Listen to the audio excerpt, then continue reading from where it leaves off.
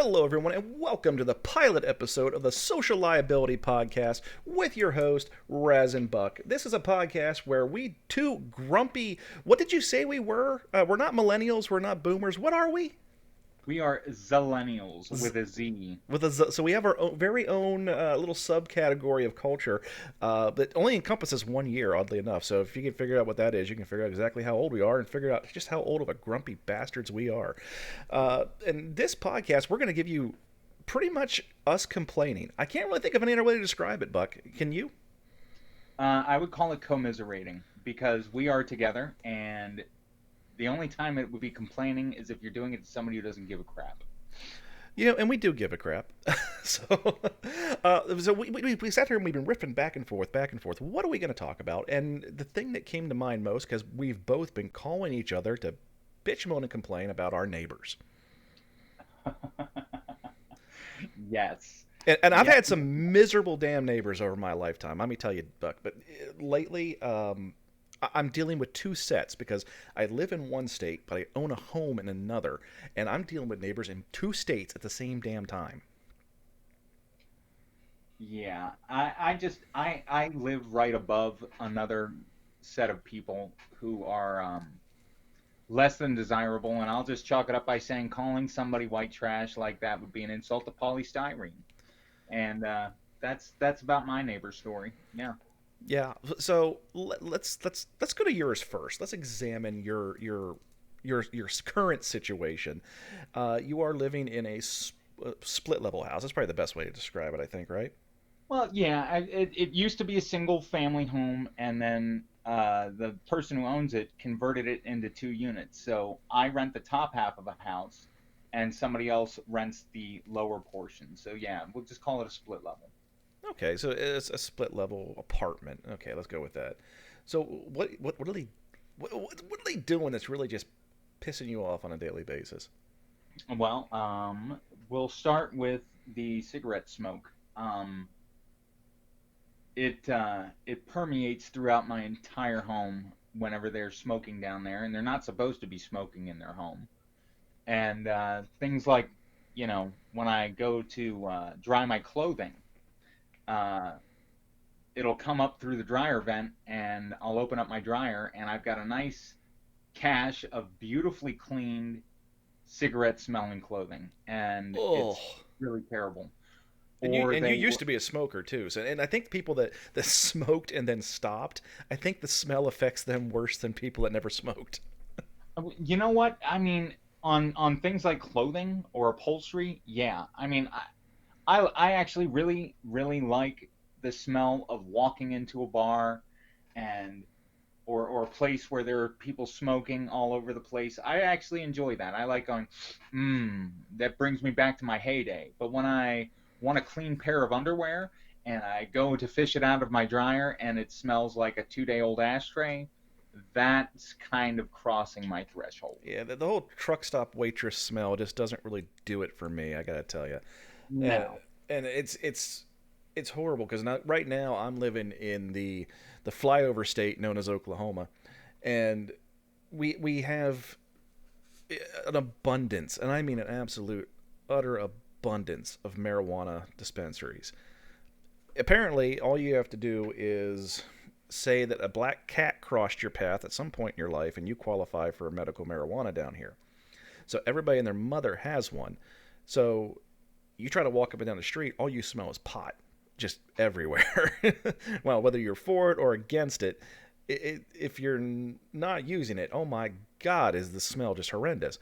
But it's you've got problems with smoke, you got animal problems, you got kid problems. Now, luckily, right now, I don't really have a whole lot of kid problems, but animal problems are really starting to tick me off. I've got a neighbor on my one side who has at least four dogs that I know of. One of them lives in the house. The other three are relegated to the backyard 24/7. Now, if you're going to have dogs, why the hell are you just throwing them in the backyard? Seriously, I mean, if you're going to have the dog and you're never going to interact with it, why bother having it? They have three dogs back there. I feel bad for the damn dogs because they're living in a miserable existence. And it was just two. and they were okay. They were nice dogs. You know, it's just the smell from the feces and the urine on a regular basis is kind of gets you on a nice windy day. But okay, whatever, I can deal with it. It's a cultural thing around here. Everybody and their mother has a dog and it lives in the backyard, except mine, who just goes outside to go to the bathroom and then insists on being let back in. But then they Right. got this damn labradoodle, Mm. and this damn dog, it even sees me through the window. It stands at the fence and just barks incessantly. And for such a small dog, it's got such a deep bark. I can't go outside without this dog just yap yap yap yap yap yap yap yap. It's driving me bloody insane. Luckily, I came home yesterday and there was a U-Haul in their driveway, so I think they're leaving. So I'm in luck on that end. I think they're actually leaving, but that's not going to solve your problem. So Well, we're dealing with the cigarette smoke, which I'm assuming is against what's in their lease. So it is. because It I'm is. it is. But what else they got going on for you? Well, along with the cigarette smoke, my bedroom window is right above their back door. And what they've started to do is they moved well, they didn't move it, but they created a fire pit right outside of their door. And consequently, it's below my bedroom window. So it'll be, 2, 3 in the morning, and I've got a campfire billowing into my window combined with all the cigarette smoke and crappy music playing. Like, you know, I'll highlight it is very possible that I might just be being anal retentive about this stuff. And even if that is the case, I really don't care. I mean, this is my home, and when you live in that close of a proximity to another human being, you have to make some concessions. And playing music like that until 3 o'clock in the morning when, you know, my wife will be working in the next 5 hours, I just, there needs to be a cutoff time. They let their grandchildren come over, and they will come up to my home and stare into my windows and That's and just look. dude. That's creepy as hell. Well, and in full disclosure, again, I don't want to make it sound like they still do that bad. The kids looking through the window thing has stopped, but that's because they don't have those kids coming over anymore because of COVID-19. As soon as the world kicks back into swing again, I might be able to start really harping and pissing and moaning about, you know, about people looking in through my windows. They do that. I mean, they light off fireworks at all hours of the night sometimes. They're just not great neighbors, and they don't want to play ball. And They don't really seem like great people in general, let alone neighbors. again, I don't like to put that label on somebody as being a bad person just because they're a shitbag of a neighbor. That that's unfair as far as me calling them a bad person, but I will definitely say that they are not good neighbors. Period. Period. Period. Um, ooh, oh, I'll tell you something else that was really juicy. Um, we actually had to call the police on them because there was a night where uh, my male neighbor, I have a man and a woman living below me, and About how old are they? If you had to guess. well, one is in their early 50s, and that's the man, and the woman is probably in her late 40s. Okay, Um, because you had said grandchildren, so I was instantly thinking like geriatrics. no, no, no, no, nothing like that. But and it's not anything like that. But what it is that you know they have younger children, or they have young grandchildren because they have kids that are in their 20s and they've procreated. Which, regardless, I'm not going to sit here and judge. I had kids in my 20s too, but I certainly didn't let them go peeking through the windows of my neighbor's home. That I did not allow. And as I far mean, are you really that interesting to watch? apparently, so, I mean, like, I think the wheelchair because I use a wheelchair. I'm permanently confined to a wheelchair. Maybe they just like to see handicapped people. You know, I it mean, is what yeah, I it mean is. they do say hire the handicap. They're fun to watch, but I mean, we are fun to watch. I mean, like I can do a donuts. I can do donuts in this thing. You should see me drift. Yes, I can drift in a wheelchair. But they just pains in the asses, if nothing else. it But really is. back there in Pennsylvania, I'm still trying to sell a house, and I've got neighbors up there that are fighting each other, but they're doing things to my property up there, and they're contacting me to get me involved in their fight, and then they're finding it hilarious.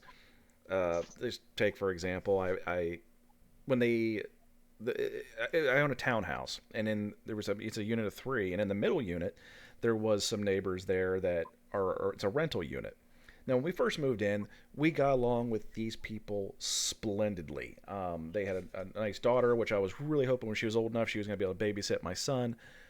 They ended up moving away, and they went through a I think series. I remember them. I think I remember them in that house. Yeah, very very nice people. Yeah, they were super awesome. And that's where it ended. Because once they moved out, there was a series of tenants, boom, boom, boom, one after another. Well, then the rednecks from hell moved in. I mean, straight out the trailer park. We're moving in. We're moving on up, and they moved into the booming metropolitan that is the town I was living in. When I say that, I'm very very sarcastic because there's not even a stoplight and there's only one cop. Anyhow, And he's a dick. oh no, I get along great with him. I know. I just wanted to do that for the show. I'm sorry. Yeah, you be nice to John. Anyhow, so they started getting really buddy buddy with one set of neighbors, and then instantly one thing set them off, and it became, Hatfields and McCoys. And then they sold the property that was a farm field behind my house, and somebody decided to build a house back there. So I figured it was time. I need to build a fence. So I put a fence up in between the houses. It's a privacy fence, and that cost a lot of money. Well, then the neighbor that built the house behind us says, "Hey, your fence is a couple inches over the line. You have to move it." So got an attorney, and we figured it was cheaper just to move the bloody fence. So we moved the bloody fence. And then there was a fight over the driveway. And then we have the neighbors at each other's throats. Well, just the other night, one of them finds me on Facebook. Now I am over 1,000 miles away at this point. Finds me on Facebook, starts sending me videos of these rednecks I'm telling you about, drilling into my fence and hanging electrical wires out to a shed at the end of the property. There's only one thing I can think of that they could possibly be running those lights out there for, and that's to build a grow house. Nevertheless, I don't want them A, drilling into my fence, or B, uh, hanging electrical wires on there, and two, and also I don't know where that electric's coming from. So I get a hold of a constable buddy of ours, and within 12 hours of having that video, I have them served with a cease and desist to remove their wiring, and a no trespass letter.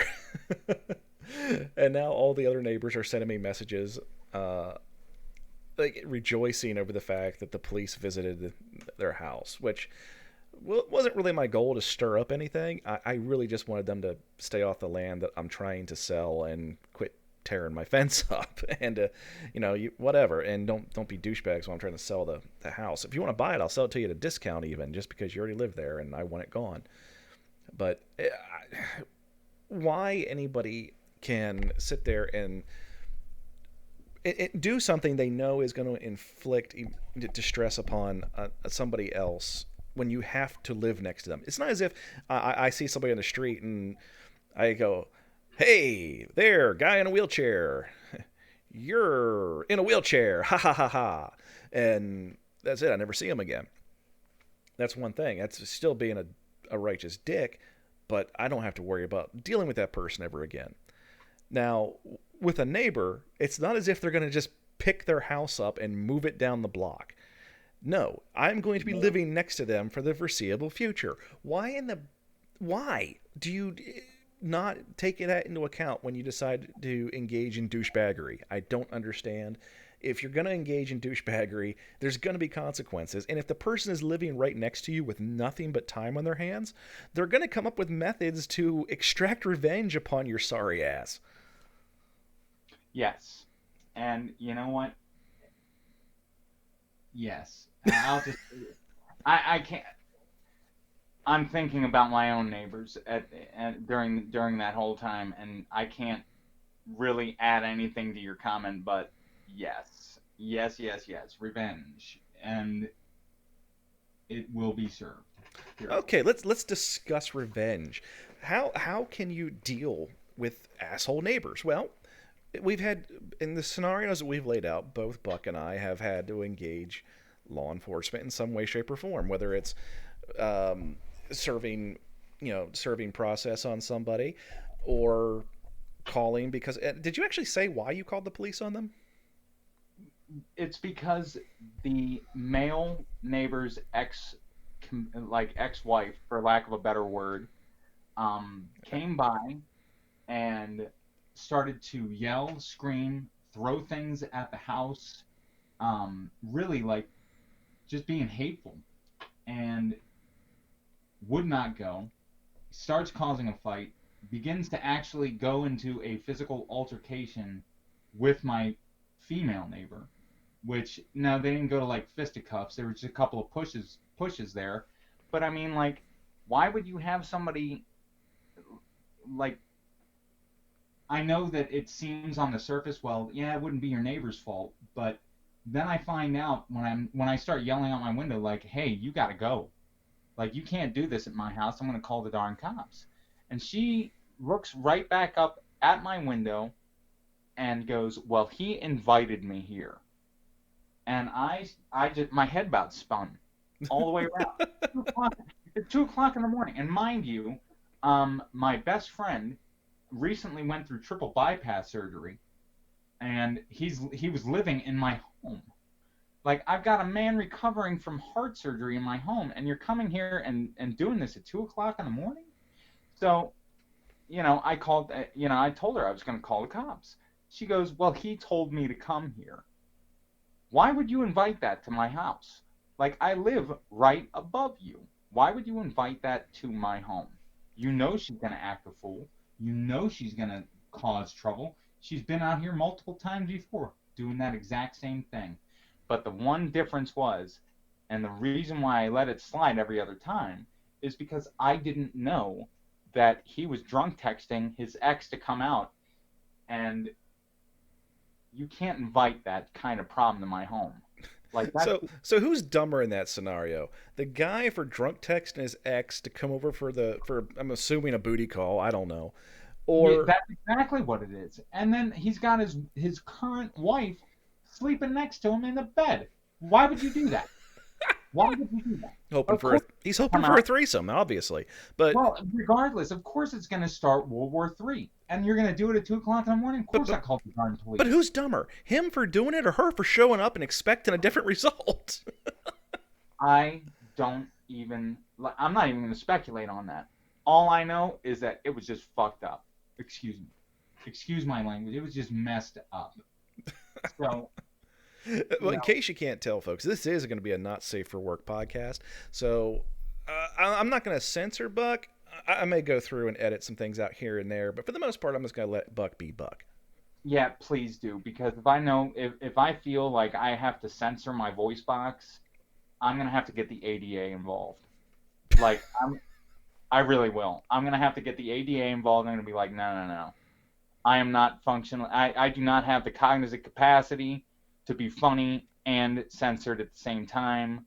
It's just too many mental processes that I have to go through. Forget it. But yeah, So at, at, at the end of the day, you I you've called the cops, you called the and cops. they and she left, and now I've just got really grumpy people living below me who really just don't like me anymore. And I don't really care about that. I really can't blame them either. But, you know, the Well, fact of the matter is, you shouldn't be inviting your your meth addict ex to come out to the house while your current wife is still there. You pick one or pick the other and just make your bed and sleep in it. So But you've told me before about your landlord, the owner of the property, and it seems like you have a good relationship with them. Why isn't your landlord stepping in on this? I got to tell you what, my landlord is a superstar, and I will never ever make a disparaging remark about the man.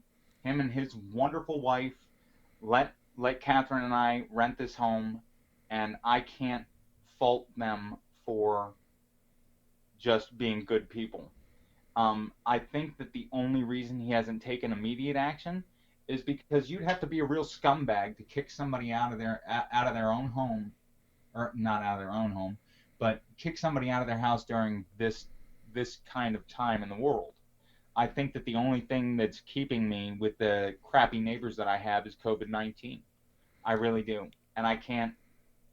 I don't like it, but I'm not gonna I'm not gonna sit here and complain about the fact that somebody doesn't have to be homeless, you know. And I think that's the only reason he hasn't taken any real immediate action. So, at the end of the day, I'm gonna kind of make the landlord immune in this situation because he's really stuck in between a rock and a hard place. Throw somebody out on their ear, or you know, just please your crippled tenant, and that is what it is. You know, I I'm not gonna say, yeah. It's just it is what it is. Yeah, my landlord's just been pretty much a superstar down here too. I can't really fault her for any of my neighbors, nonsensical actions. But you're in a unique position, as then you're technically both inside the same house. Uh, Exactly. I'm not. I'm renting a small little, 3 bedroom house, and typically I haven't rented in like 12 years, but I would have serious thoughts about neighbors whenever I'm looking at a place to rent. I would I would literally sit in a car and watch the neighbors and find out what they're all about and what their yards look like and everything else, because usually you can determine some way someone's going to act by if you see a motor hanging from the tree and two dogs pinned up in the backyard, and you can usually get a pretty good read about the way somebody is. uh, or if you see like the big Bob Marley posters hanging up, or uh, different stuff like that. Right. um, but in this particular scenario, we actually moved to the state and moved into a house that wasn't fit for occupancy, and we had to move again 2 days later. And that put us in a bind where we had to move quickly, and the house itself was in decent shape, so we figured, okay, this is good enough for now, and didn't really put much consideration into the neighbors. Wish we had, but here it's not the worst scenario I've ever been into, because at least in this region of the country, people tend to mind their own damn business and they aren't all up in your shit all the time. Whereas you and I have both lived in the great Commonwealth of Pennsylvania, where everybody and their mother has to know what you're doing, and if you cut a fart for they can tell you what you had for breakfast. Right. Yeah, you can't even take a dump in that state without somebody wanting to know what color it is. Really, I mean, it's at the same time you feel a little bit more secure because everyone's watching, and you don't have to worry about your property as much. Whereas down here, at least you don't have to worry about them, calling the police for any kind of perceived injustice that doesn't even deal with them. But at the same time, they'll watch somebody break into your house and not do a damn thing about it. Yeah. I mean, Eh, seriously, why you need to find that place that has the happy medium. And when somebody finds that, I'll move. You tell me where I can go, where my neighbors will leave me alone, but at the same time they'll look out for me, and I'll be there in a heartbeat, because I've dealt with both extremes, and I don't like either one of them. right.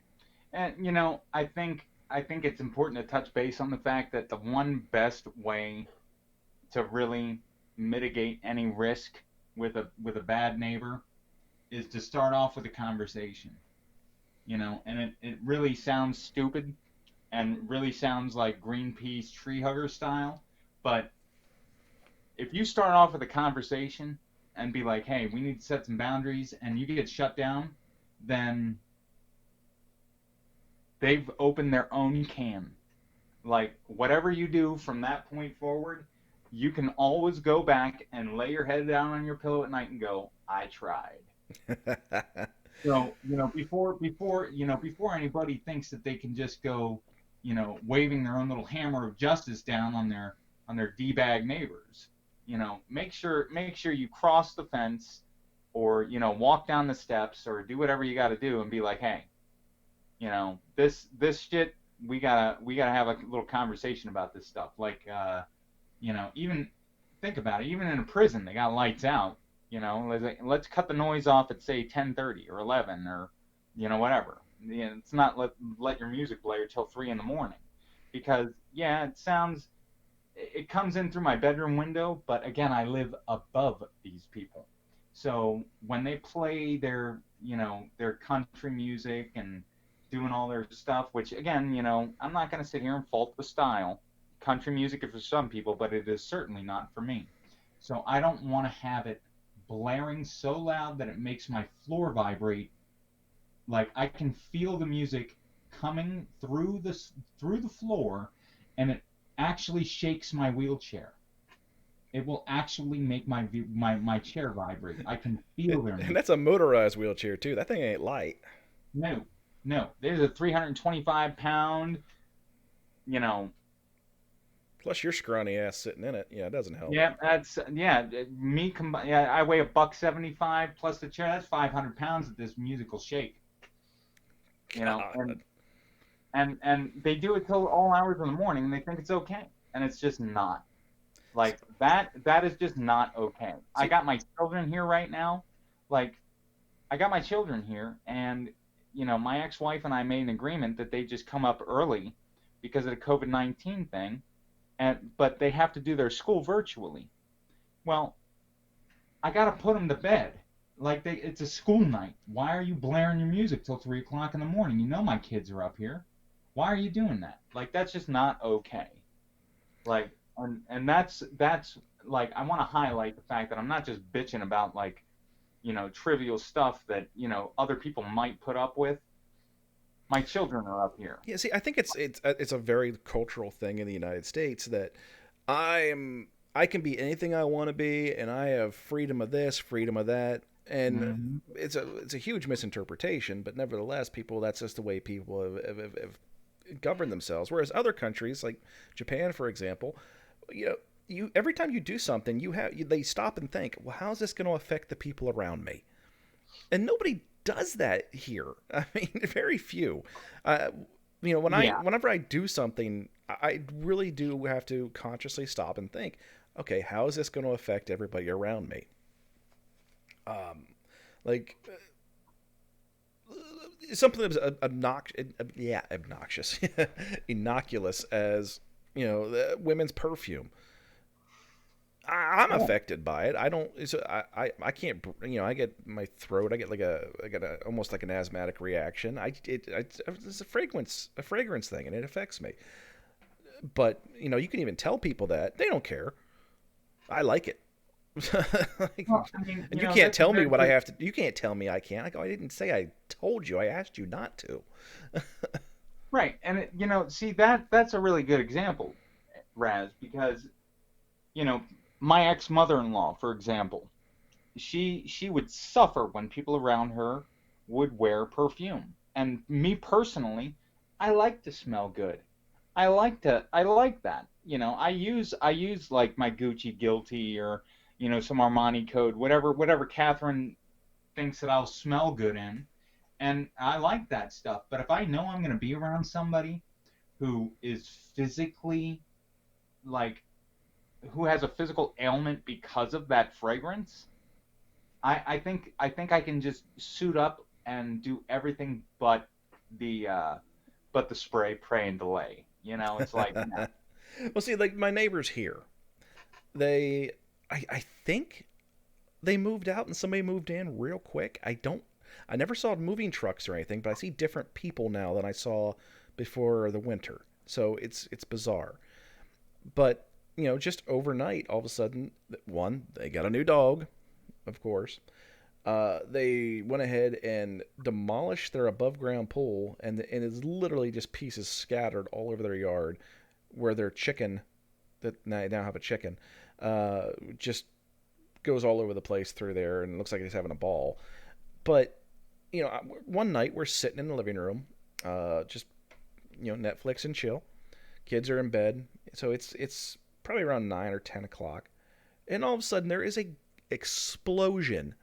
My backyard lit up like it was the sun, and Oh man. I go out the back door, pistol in hand, and I'm looking around, and I see my neighbors laying on the ground because they decided they were going to burn all their trash as opposed to paying the high trash costs.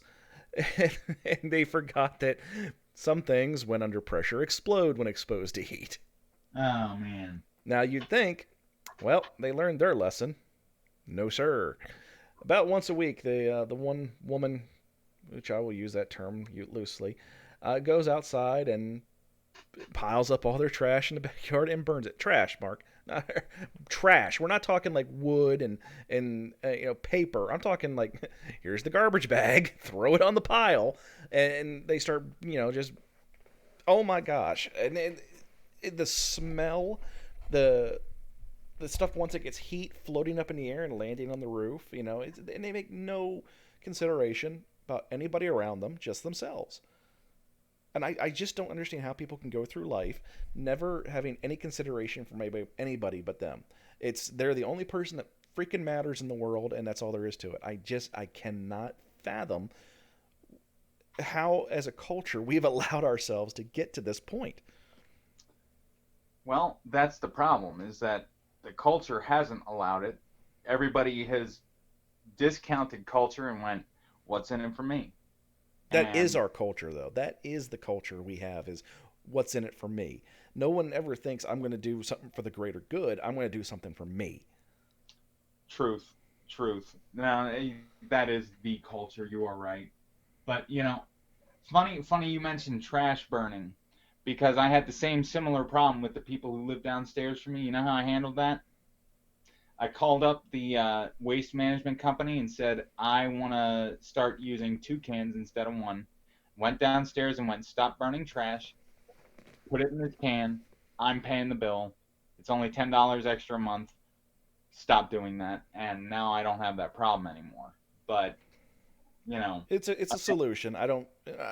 I'm right. That was my solution. Yeah. That's It sucks that you how have I to foot solved the that. bill for your pieces of crap neighbors, but at the same time, is $10 worth it to you to avoid that? Yes, and that's what it boils down to. To me, it's just easier to pay the extra $10 a month than it is to deal with, you know, again, they burn it right below my bedroom window. Like there's nothing better than waking up at, 1:30 in the morning listening to Hank Williams III and smelling, whatever the hell could be burning down there, whether it be rubber, whether it be, easy cheese canisters that, yes, they do explode under pressure. And They still yeah, make that shit? hell yeah, they make easy cheese. Hell yeah, man. If you take a torch lighter and light that little rubber knobby on the bottom and just throw that can, if you can get that little rubber knobby to actually catch fire and get a flame, you've got yourself a real awesome party favor. Just word of the wise, don't try that. Um, I've never done it myself. I've heard I stories. smell bullshit. That's why I say I've never done it myself. I've heard stories. That's my verbal disclaimer there. Like, again, I'm in a wheelchair. I don't do shit anymore. I watch YouTube videos of other people. I live vicariously and commit stupid acts through YouTube. I watch other people do stupid stuff, and I'm like, yeah, I ain't doing that. But I still get a lot of entertainment out of it. Easy cheese definitely will ignite under flame, or not ignite, but the can will combust. Kaboom, yo. But Yeah, and kaboom, I know yo. that perfectly. I know that because I've actually had to clean easy cheese off the side of my house. But um, yeah, it's just Okay, so we've said, like, revenge wise, or maybe not use revenge, but dealing with. So we've gone over calling the police and going that route, which nobody ever really wants to do because then it's an irrevocable damage you've done to that relationship, Yep. whether it's salvageable We're or there not. for that one. So we've had police, we've had paying for their trash. Yeah. This isn't the first time you've had lousy neighbors. This isn't the first time I've had lousy neighbors. So what are some of the things you've done in the past to deal with lousy neighbors, whether they were appropriate or not? And I'll caution you and say that the statute of limitations probably has expired. Well, I will. I am again. I don't really do very much of anything anymore, and